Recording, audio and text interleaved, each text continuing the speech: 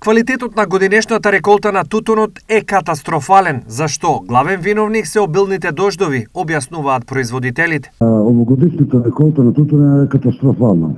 Ако прашувате зашто се обилните дождове, градот што ги имаше и се намирите се сушат и самите корени. Значи, овогодишната реколта за тутунот може слободно да кажеме катастрофално. Поради ова, тие уште од сега се договараат за откупна цена од 500 денари за килограм, наспроти ланската, која беше 290 денари.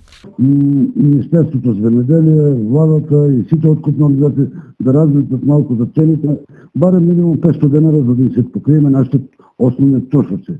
Зборуваме за прва класа. За прва класа. Не, мислам 500 денара да биде просечна цена на тутунот. Просечната цена, добро? 500 денара просечна цена на тутунот.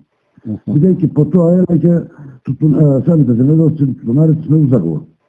Знаејќи ги, ѓубривот се покачени 100% или 150% може би, репелниот се покачен и репел работи, затоа 500 денара просечна цена треба да има на тутунарите.